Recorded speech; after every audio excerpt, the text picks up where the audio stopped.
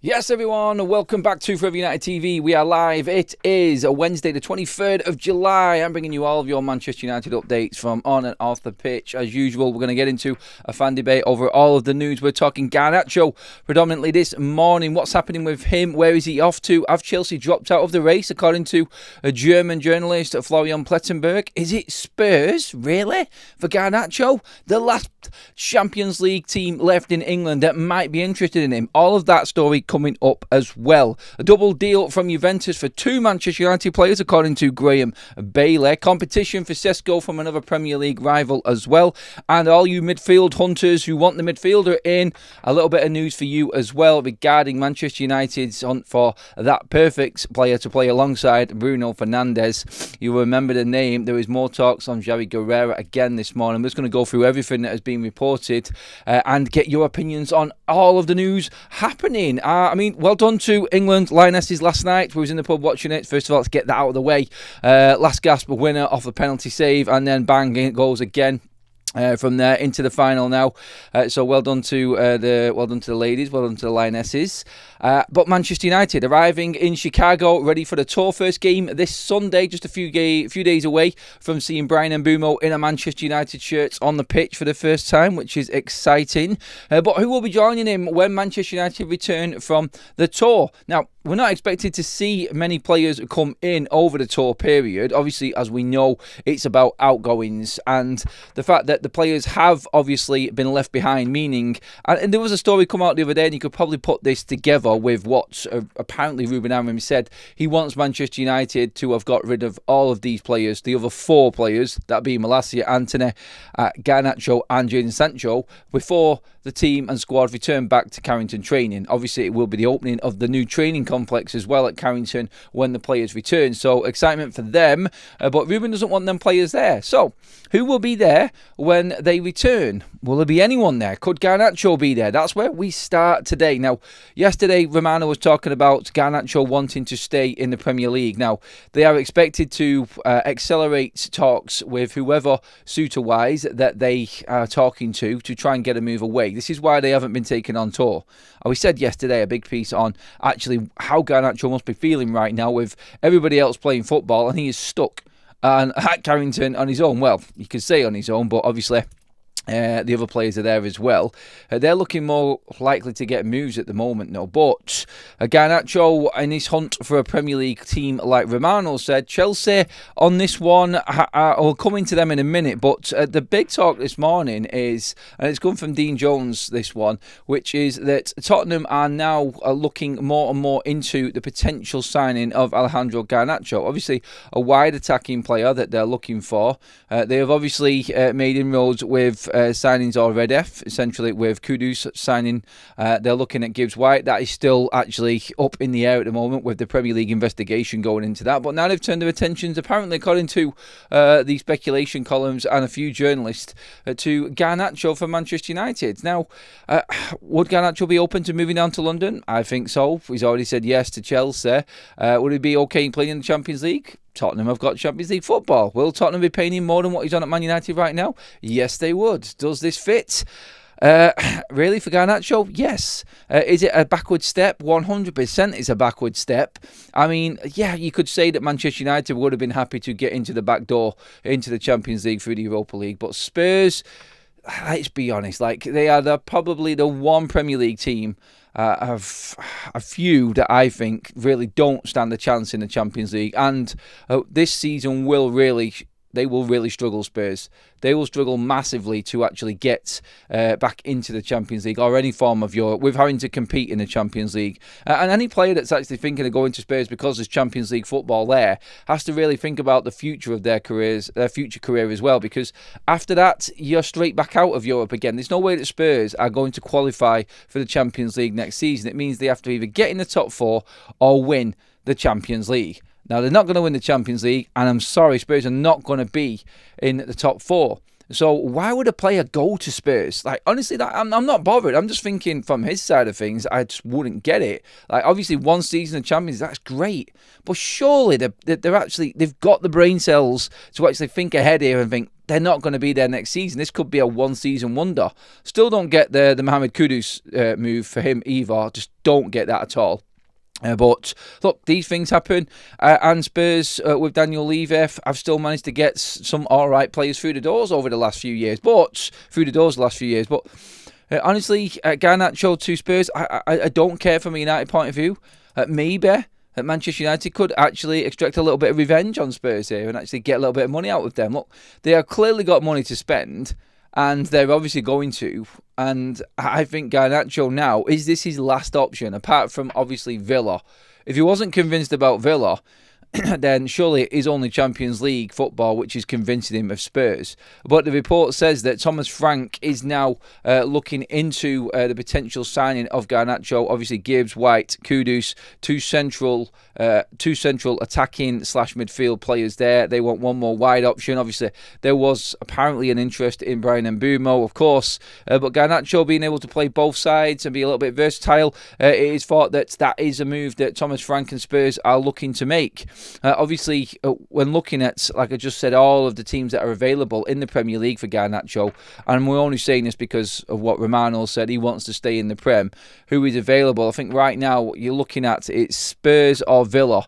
There is nobody else. And I say this because right now we're looking at a situation here where Chelsea, who were the favourites to take Garnacho from Manchester United, and obviously we'd already known that Garnacho was happy to move to Chelsea.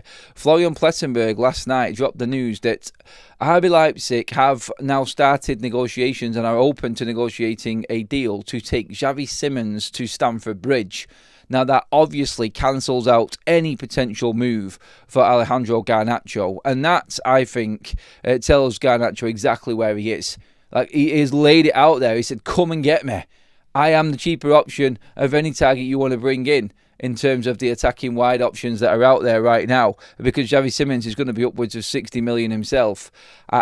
And nobody is biting. Nobody's taking it. And it comes down now to what his actual representation can actually conjure up here. I can see that famous word from this summer, intermediaries, creeping back in again here for Garnacho, because I just don't see how his agent right now, we're now about 7 or 8 weeks in to this transfer window. Like, one more week after this weekend, we're already 2 months in, not one bid. That tells you everything. You are not top of the agenda for any football club. And yes, you may want to stay in the Premier League, but you're going to have to just accept that it's not going to be a top Premier League club. And unfortunately, Spurs probably look the safest bet. With Chelsea going for Simons, and that's off Plettenberg, I just see it developing now into a Garnacho panic situation. And I hope that something gets sorted, because my biggest fear with this is, and it's not the end of the world if this scenario comes around, but my biggest fear is, worst case scenario this summer is Garnacho goes on loan somewhere. Manchester United take a loan fee. He's off the books. It's not ideal for what Manchester United want to do. And that takes me back to what obviously David Ornstein said yesterday. It is about outgoings, and Manchester United have a lot of work to do and have a lot of targets in the goalkeeper, midfielder and attacker, striker that is, to come in yet this summer, but they might not get all of their targets. It is solely dependent on what happens with the players leaving.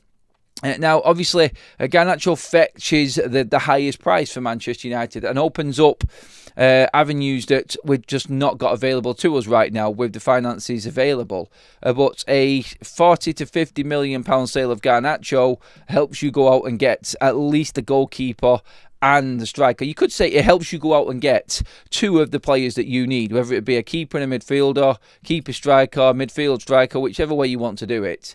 It helps you get both of them deals done. And that is how big Garnacho is. So United would really be pushing for Garnacho to make a move.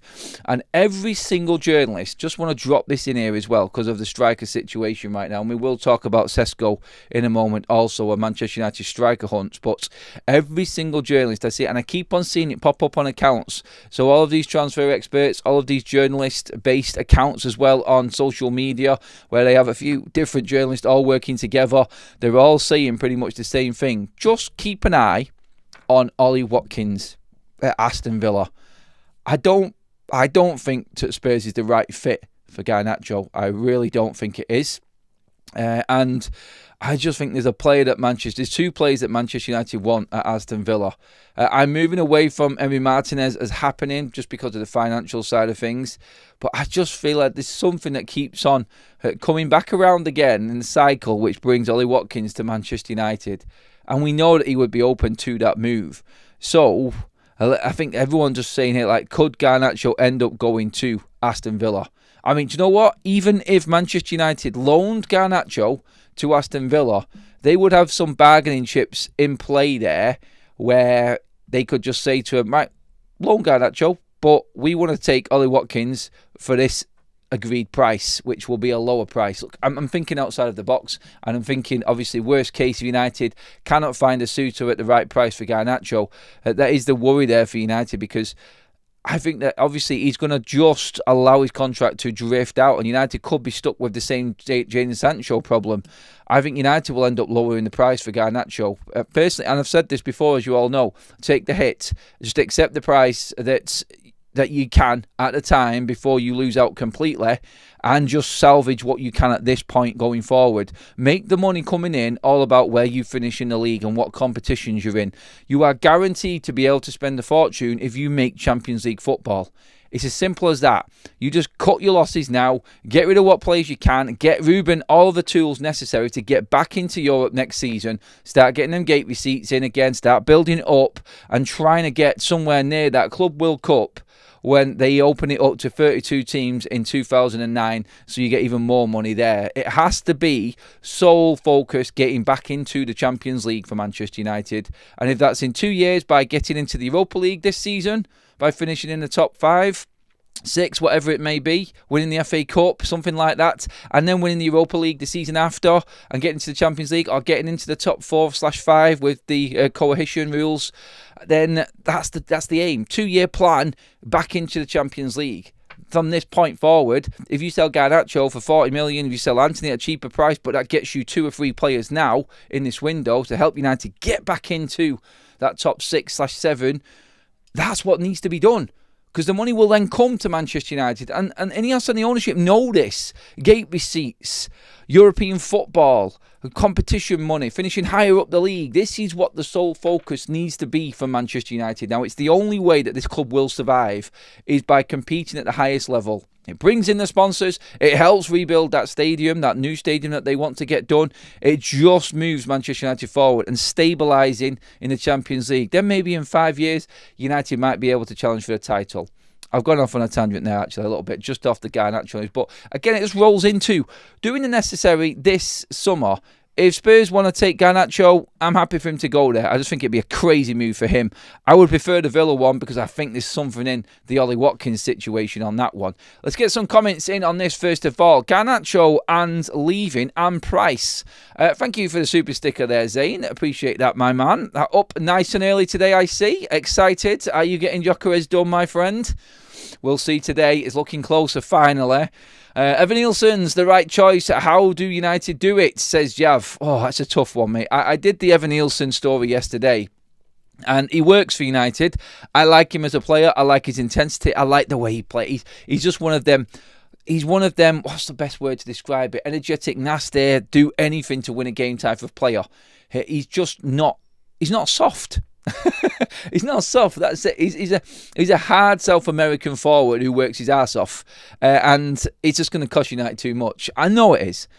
He's a good player, but they bought him for 31 million last summer from Porto, and I just don't see them wanting to let go of him. And if they were going to let go of him, they're going to want more than double the money, which is going to be 65 million for a player that's had 1 season in the Premier League, albeit not too bad with 10 goals in 31. But Evan Nielsen, he'd have to be about 40 million for United. I don't see Bournemouth selling him for that price. He's still got 4 years left on his bleeding contract. It's a great idea and smart thinking from United, but I just don't think the deal is doable right now. Manny with a mega chat. Thank you very much, my man. No more purchases until next window. We are using the last 4 weeks to sell. We buy the striker, central midfielder, the keeper in January window. I hope we hang on. We dropped the ball chasing strikers when we need a central midfielder. Now we're looking at all of them, Manny, and we will bring in at least 2 more players this window, mate. So that is a definite. So expect at least the goalkeeper to come in, which is going to be cheap. And I think, well, we're going to talk about the midfielder in a minute, but I do believe that Manchester United will bring at least... The goalkeeper will be a definite, and it'll be a midfielder or a striker. It'll be interesting to see which way it actually goes with that. But, yeah, let's have a look at that when it actually comes about. Right. Getting into everything else that's happening right now. Also, let's move on to... I'll come to more comments in a minute, but I want to move on to the midfield situation, actually, and where we're at right now. So... Again, in terms of Dean Jones, there were two midfielders on the Hot Topic pages this morning as well. Obviously, we know about the situation with João Palhinha at Bayern Munich. But again, Dean Jones has opened up on this one and said that Manchester United are weighing up whether to attempt to sign João Palhinha on a temporary basis. Again, that's what we've said before. João Palhinha on loan for Manchester United. That is something that we have spoken about a few weeks ago now, and is still a possibility. Now with Bayern Munich back into pre-season training after the Club World Cup, everything is being sorted out. And we did say at the time with João Palhinha that it was a conversation that we'd have to wait for, because Vincent Kompany meetings with Bayern Munich, João Palhinha needed to actually obviously find out where he stood. He hasn't featured much for Kompany, and I don't think it's going to change going forward. And obviously there are plenty of Premier League clubs after João Palhinha again. I think a few have chipped in. I think Newcastle have been there. I think Leeds have even looked into it as well. Fulham, his former club, Manchester United, linked also with João Palhinha. But that is another one to watch for Manchester United's midfield, because, again, when we say we have to be creative in the transfer markets, the loans are going to start to kick in now into the last month of this window. So you get through the first 2 months with all the big deals and the big hitting ones and trying to get them done. Don't get me wrong, there's still going to be some big purchases for many clubs going into the last month. But now you start to see, with teams getting back into pre-season, who is wanted, who is not.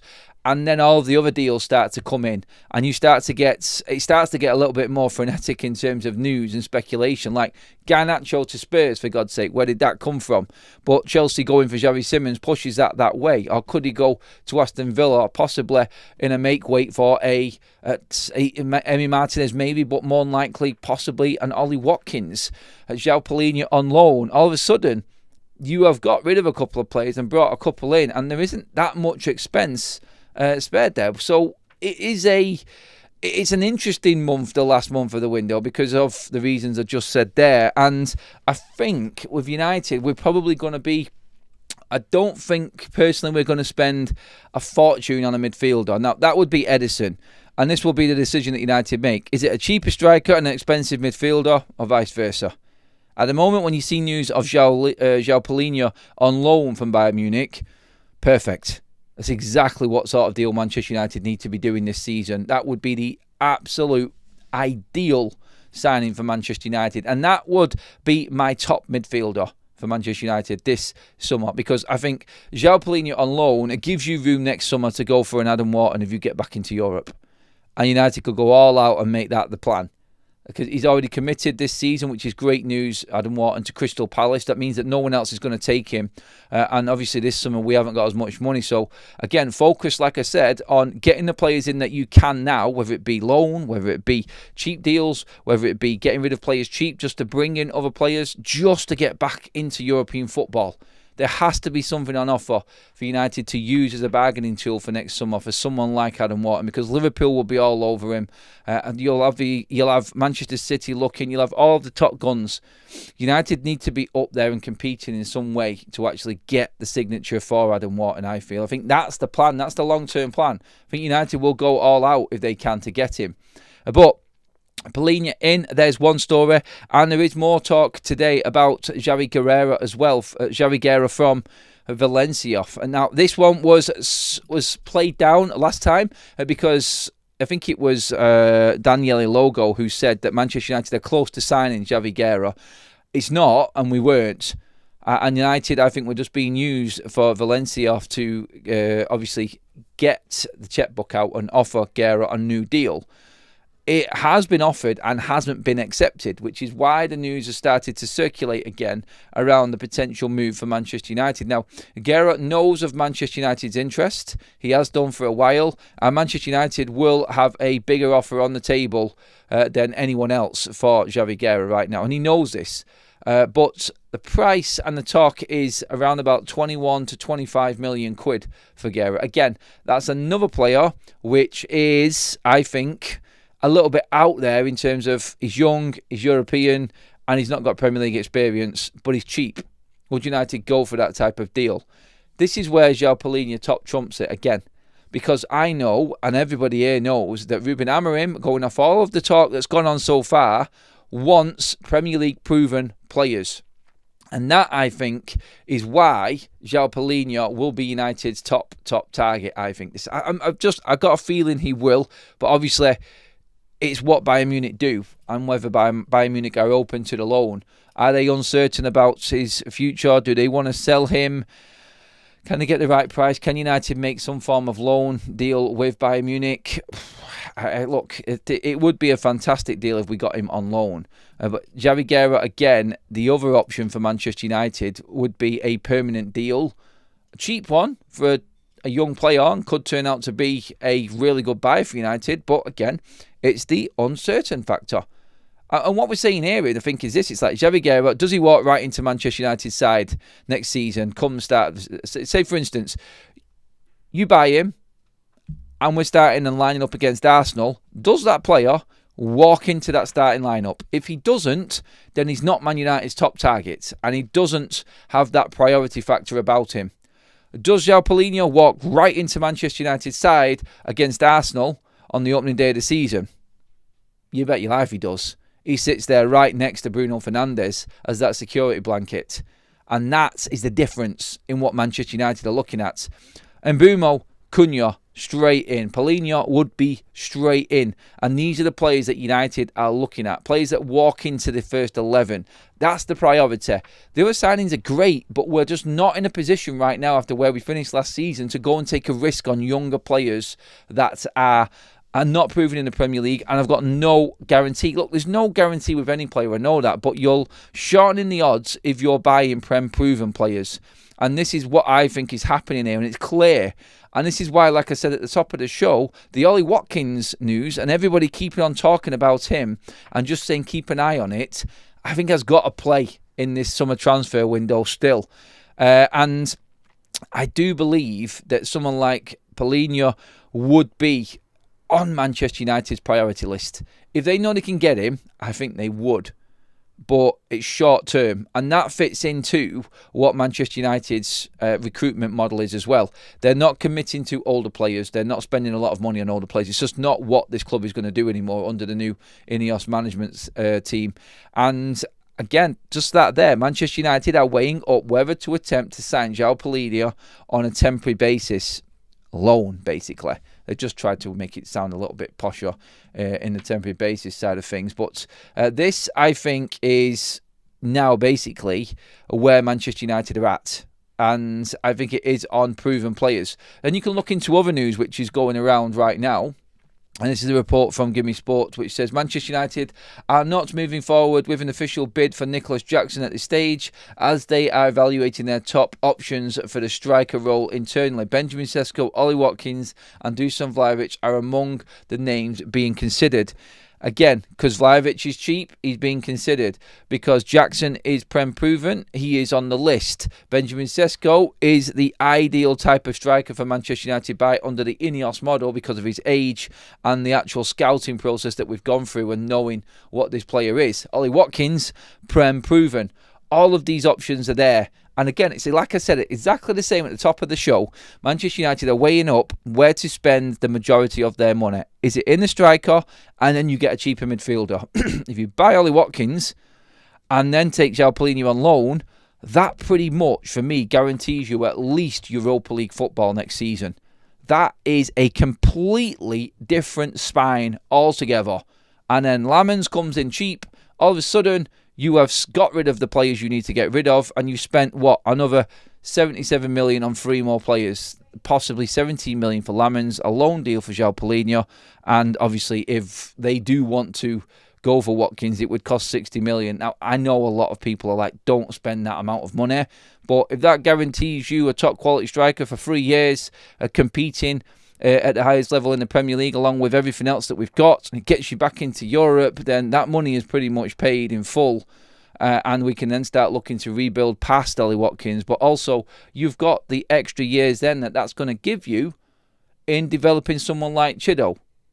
And that's another plan there. It's not the perfect plan, but I'm just laying it out with what the news is saying this morning. And maybe what Man United are thinking here is that there is a very big risk in buying someone at that age of Ollie Watkins for that price, but it might be just worth it to move Manchester United to that next level. That's going to be the biggest challenge for Inos. Do they pivot away from their structure and what they want to do and want to develop and build at Manchester United to do that, or do they stick with it and gamble?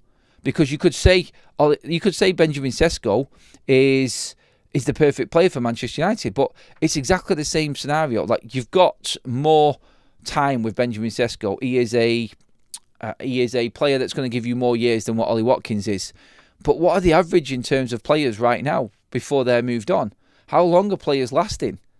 And this is the point that you got to look at here. It's like you could maybe just use Rasmus Højlund as an example just on this one. But yeah, Rasmus Højlund was 20. But if he's being sold when he's 23, then still, what's the point? Ollie Watkins is 29. You might get 3 years out of him. It's just the same as buying an unproven player that might not make it. Except for Ollie Watkins, 3 years, you're probably going to grab yourself, 50 or 60 goals guaranteed in them 3 Premier League seasons. Just a different way of looking at it, that's all. I'm not saying that that's what I want or that's ideal. I do like Benjamin Sesko, by the way. I do like the way that he plays and the player that he is. I just think he might be too much money for Manchester United. I'm going to talk about that in a little bit more detail now in a moment. But first of all, let's get into some of the comments and see what you're all saying on everything going on. There's a lot to dissect there. Talk to me about the midfielders, Garnacho, what Manchester United should be doing and where we're actually at. Get into the comments, everyone. Brits Abroad with a super chat says, Adam, for me, Lamens, Edison and Watkins gives us top 5 finish. Big Jim, make it happen. Lamens, Edison, Watkins, you've got time there in Lamens, obviously. You've got Edison, time there in him, mid-20s, brilliant midfielder. Absolutely. He would be top for me in terms of midfielders. Palhinha's there because he's on loan. I've always said, and you can go back in the videos that I've been talking about with João Palhinha, I would definitely look at him on loan if it's doable. And Watkins, I've just described, you've got 3 years of guaranteed goals. And that, again, I think if you bring in Unchido behind him, could be developing the next striker in. But again, Manchester United, if it gets you back into Europe, that's where you need to be. And that gives you the money then to go out and look at somebody else and start planning for the next season for the striker. Ollie Watkins is going to guarantee you, I think, at least the 3 years. Going up to 32, he's still going to have it. Because I don't think Ollie Watkins is fast. He's not rapid. He's all right. He's no slouch, but it's not like we're losing pace here as he goes into his 30s. He's just got that know-how and nous. He's a box striker that guarantees you goals. And that's what you've got to look at. Is it worth it for that amount of time? Now, Arsenal were willing to gamble on it, but they didn't want to put the money forward. And just why we've gone with Garnacho there at the top scorer, potentially going to Spurs. Look, take the deals that you can, make the money that you can to get Man United moving for the next few years and get back up there competing again. Then the money will just come naturally through all the competitions that we're playing in. That has to be the sole target for Manchester United. Make it happen. Make Manchester United competitive again. That's what we need to do. Block with a super chat says, Adam, we can't let that brat pack all go out on loan. We need to sell at least two of them, 2 to 4. The club needs cash. What Anthony news, mates? Oh, Anthony news is frustrating as hell. Anthony now seems to be digging his heels in regarding a move to Betis. All he wants is Betis, but Betis can't even afford 30 million quid for Anthony. It's a piss take. It's doing my head in now, mate. Excuse me. And really frustrating that they are allowing this to actually happen. He needs to be sold elsewhere. But the latest that I have seen on Anthony is that he is hell-bent on getting that Betis move.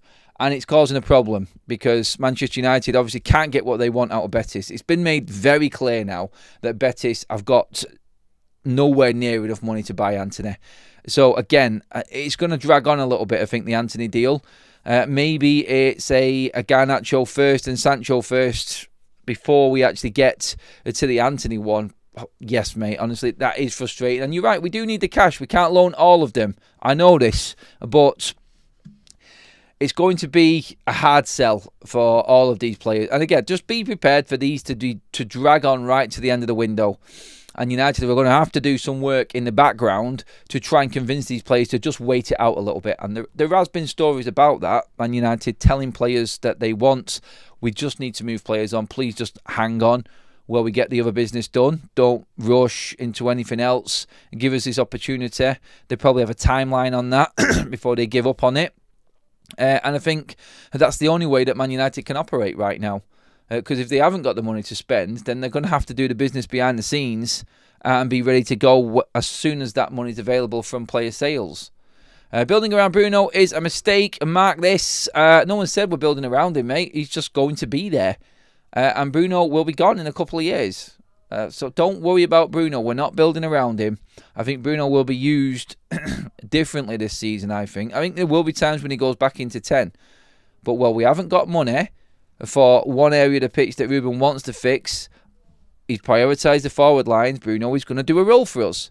But don't worry about Bruno, everybody. Don't worry about him. Yeah, he will still wind people up in his performances this season. I don't think United are building around Bruno Fernandes. I know Ruben has said that, but even he knows that Bruno's only got a couple more years left at Manchester United. I can't see them renewing his deal at 32, 31. I don't. Maybe a rolling 1 year thing comes into play with Bruno then, but I wouldn't worry about it too much. Jim says, why is Ganacho joining Spurs? Unthinkable. I think the nearly squad of Spurs is perfect for the delusional Garnacho. It's a good way of looking at it. Who'd have thought that Garnacho, out of all of the options that he was probably looking at, though, would have gone to Spurs? Sancho won't lower his wage demands. Money-grabbing rat, says Stephen. Yep, he is, but let's just see. Honestly, all we can do with Sancho is just sit here, hope and pray that he comes to his senses and he isn't going to be sat doing nothing at Manchester United getting paid. Yes, he will be getting paid and he will be getting his millions, but he's going to have a season out of football if he doesn't get his act together. Could Garnacho do the unthinkable and joining Spurs? Question mark. The more important question is, why is everyone failing upwards when leaving United? That's the real question here. Failing upwards, or is that supposed to be falling? Sorry, on that one, mates, if I said that wrong there, pal. But I think Spurs is a backward step when you look at that league table. It's hard to say. It's hard to say that going to Spurs... leaving Manchester United for anywhere in the league after where we finished is a backward step. But yeah, going to Spurs is actually a backward step. One season of Champions League football. I said it before, you've got to be surely thinking about that. There's only going to be one more season in the Champions League for Spurs. That's it. And then they're going to be back out again next season. Oculus says, Javi Guerra will be the perfect player to bring in. He has the athleticism of Rice and his technically superior. Manny says, he's talking to somebody else. Anthony says, the reason we have sidelined some players is to create a better culture with no toxic players. Yeah, we're building an environment and there is massive sacrifices needed to do that. And Ruben has done it. He's left 5 players out, having released 3 players without contract. So he's lost 8 starting players that all would have a fight of getting into Manchester United starting 11 as of the start of last season. 8 of them have gone.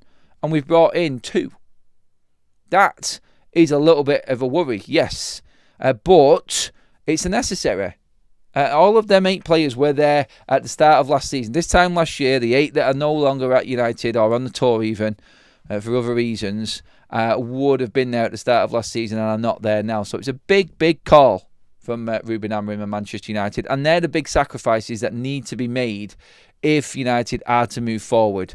And unfortunately, this is going to be one of them painful summers where United just have to cut the cloth according and get deals done that they can. It's going to take the rest of this window to get to where exactly we want to be. Going in after that third game against Burnley, that will be it for Manchester United. It will be all on that weekend and still things being done.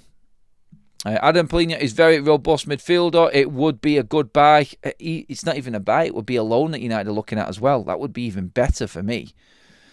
If we don't get a better goalkeeper, I won't be happy. The front is looking a lot better, but the back still needs that anchor, says Leon. Yeah, mate, the goalkeeper... I'm sure we'll get more and more news on Lamens after what was reported this week as well. I think we will get big, excuse me, updates. So I'm just going to have a quick drink. Tickly throat. I think we will get updates on the goalkeeping side of things coming up very soon as well, because it does look like that one is edging closer to something happening. So let's see. Thank you for the likes already. How did we get to 35 minutes? Still got quite a bit to get through, actually. But Manchester United, sorry, no, not Manchester United. Please do get into the comment section. Give the video a like if you haven't already. Hit that subscribe button as well, everyone, please. We are creeping up to our next target. Obviously, we're looking at that 100k. Thank you, everyone who has already subscribed and liked the video. It's completely free and helps the channel out. So massive thank you to you again if you have already. Roz has done just that in with a super chat and said, let's say that Cunha and Mbeumo take them from 15th to 10th. A striker that actually scores goals gets them where? A goalie that actually stops shots gets them where after that? I just said it, mate. I think that's top 5. That is top 5. By the way, I think Mbeumo and Cunha take Manchester United into the top 8. Not top 10. I think that's how good of signings they are. That's United back in the top 8 and on the cusp of Conference League football. If you get the keeper in, get the striker in, and the midfielder, then I think you could be challenging for Champions League. But goalkeeper and striker, you're probably looking at Europa League. It's just where I think we're at. Because I think with no Champions League football, if you do get these signings in that we're talking about right now, I think that makes that massive difference. The squad rotation and Ruben being able to get into these players more throughout the season is going to make a massive impact and play a big part in Man United moving forward. Ganacho can't stay in the Premier League. Who cares what he wants? Make him suffer. Well, the players have a lot of power these days, David. That's the unfortunate problem. If United have got a deal done with another club, it doesn't necessarily mean that that player is going to agree to that deal and then go there. So, again, it's going to be one that realistically Manchester United are going to have to suffer with again. Organised Chaos says, loan Moane, let Lamens get Lamens, he's cheaper, and go all out and try and get Baleba. There are options there. I like the way that people are thinking. It's another way around it there. Organised Chaos, good point to make.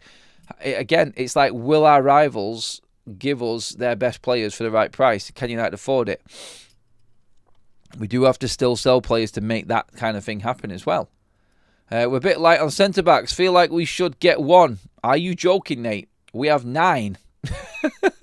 Oh, is it 7 that I worked out? We are not light on centre-backs, mate. Definitely not. I don't know where you got that one from. Thanks for the super chat, mate. But I don't see how the likes of Maguire, Leacher, De Ligt, and you've got Mazraoui, Shaw, Yoro, Heaven. There's 7 right there. You got Kakonku signing on for United. There's 8. No, Casemiro can play there. Desperation stakes really keep him. We have a horrible injury hit season. We've only domestic football is 9 potentials. We don't need a centre-back. We definitely don't. Right, moving on to the other news regarding Jadon Sancho and Rasmus Højlund. Now, Graham Bailey is saying that there is definitely... Yes, the Jadon Sancho news has been knocked down, but Juventus are still talking to Manchester United. That's been cleared up by Romano as well. So, with that, it is a case of Juventus needing to sell players, it would seem, before they can move forward properly. Now that they've got Conceição, they need to move players on. They're in a similar position to where United are. And a lot of teams are struggling with financial fair play, which is why Sancho is dragging out a little bit longer than hoped. And I know we all would have hoped to have him done and dusted and out of the door. But it's just one of them, again, like I said, painfully just lasting long. But the report is that PSG are not open to any deal with Mawani back to Juventus, and that looks like it's off the table. So Juventus are going in for Rasmus Højlund, but Graham Bailey thinks that Manchester United could be on the end of a double deal with Rasmus and Sancho both going to Juventus. Now, that would be dreamland, obviously, and that would bring in any Manchester United centre-forward they wanted right now. Both of them deals getting done would be absolutely huge for United. And again, the Rasmus one, like we said yesterday, let's just let that cook. Let's let that simmer a little bit, because that could actually have something in it. And I do think that Manchester United have got the potential of Rasmus Højlund leaving. Going off what everyone has said, what Romano said and what Ornstein has said, could see that happening. I still, again, I'm never going to be convinced by any story of Jadon Sancho or Rasmus Højlund leaving this football club until Ornstein or Romano comes out and says deal is on and movement has been made, breakthrough or whatever it would be. They're the ones that we need to look out for with this. Everything that I've read and reported on Sancho, on Rasmus Højlund, they have been through all right sources, but again, predominantly the Italian side of things, and that's where it's fallen flat on its face. But Graham Bailey, and I think not just Graham Bailey on this one, but everyone's aware that there is still a potential for Jadon Sancho to go to Juve. It's not off, and he has a backup plan, obviously, in Turkey. There are options there for him, and Manchester United, obviously, are aware of that and are trying to make something happen. But when the club that you are most likely selling the player to needs to raise money as well, it's just going to take a little bit more time. So with that, again, another one that's going to happen probably late on into this window. And I think the next few weeks now are going to be key for all of these deals. I said at the top of the show, we're now nearly 2 months into this transfer window, and these players still haven't found a club. Training on their own, not doing anything with any other team is going to start hitting them hard. I do believe that Manchester United have got plans in place for every player, like we said, and are talking behind the scenes. And yes, I do think that Manchester United are ready to go and pull the trigger as soon as them other deals are done and we have sold the players on that are necessary. The poll that's running right now in the chat, everybody. Where will Garnacho end up? Villa, Spurs, Chelsea or other? It's quite a close poll, actually. Most of you are going with, 40% of you, that is, are going with Villa.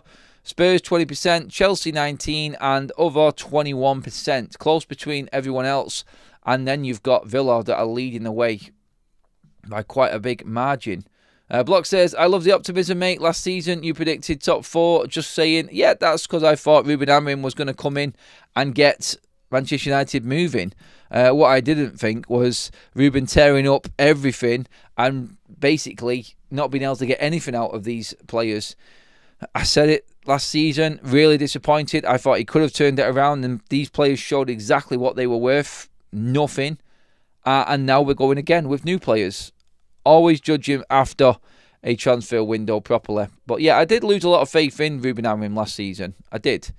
After what happened. And giving up on that season was hard to take as a football fan, a United fan. And I'm expecting a lot more this season. I will be a lot more critical of Ruben Amorim this season than I was last. And I think that's only fair because he's heading into his second year, obviously. And that's when judgment comes. I start to judge everybody after 2 years properly.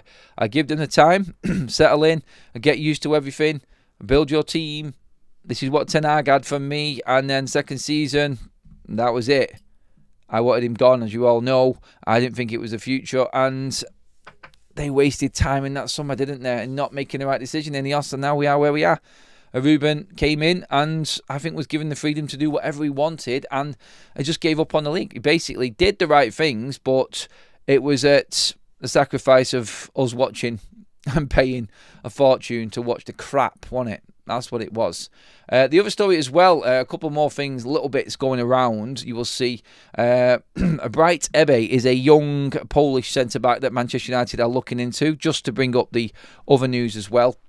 and what's going around Manchester United. We like to bring up all of the other little bits as well. So that's another centre-back that Manchester United are looking at, another young centre-back that is supposedly on United's radar. Christopher Vivel pushing that one as well. Young 18-year-old Polish centre-back. We'll see if anything comes of that. That's just in the news. I'm just bringing you everything that's out there at the moment. And then past that, obviously, all of the other news that we've been talking about this morning. But the striker side of things, wanted to talk at the end of the show here now about Benjamin Sesko. And I was worried about this before. With everything that was happening at Newcastle, with the likes of Alexander Isak and the potential move to Liverpool, them not getting Ekitike, having a bid turned down for Yohan Wissa, could they end up coming in for Benjamin Sesko? And apparently that has actually happened, and Newcastle have contacted RB Leipzig now over potential conditions to a transfer of Benjamin Sesko. They're obviously needing a striker. They're preparing for the worst case scenario at Newcastle, and Sesko now is a top target for Newcastle as well. We'll see if that develops. It looks like Wissa is the target at the moment for them, and obviously that bid is in.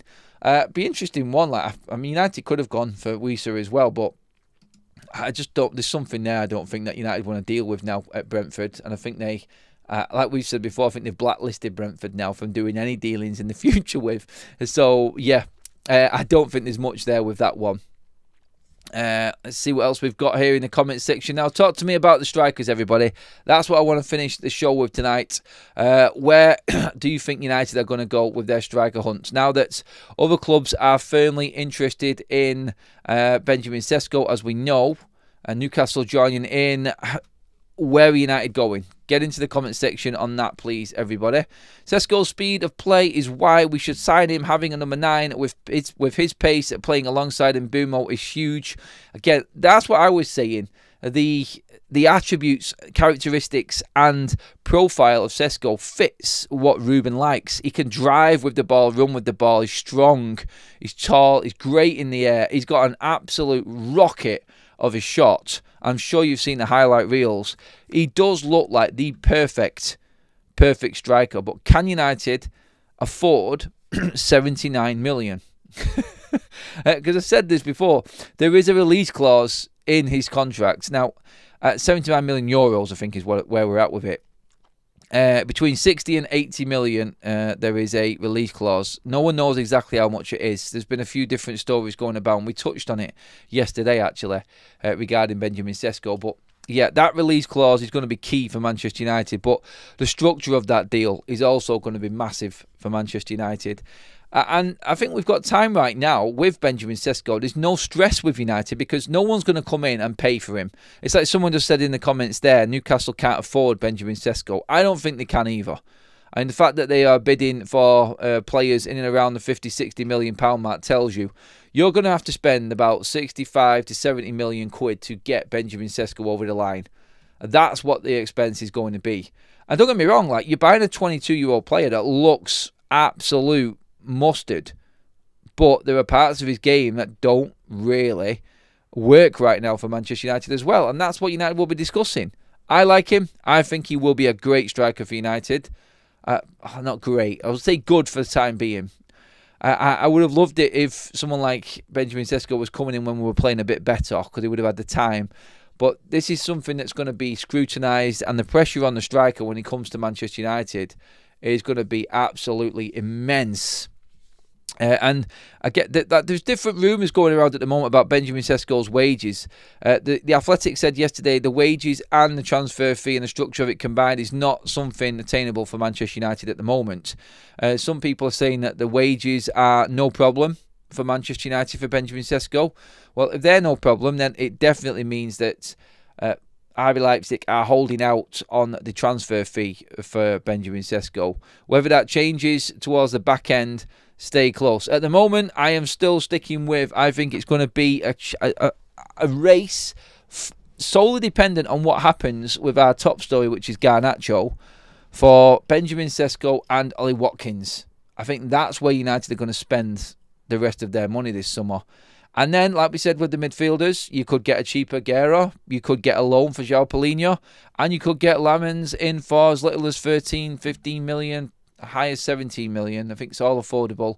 If United get what they want for the players that we're selling, I mean, if again, like the frustrations with Anthony, that Betis can't even afford bleeding 30 million. Like, walk away then.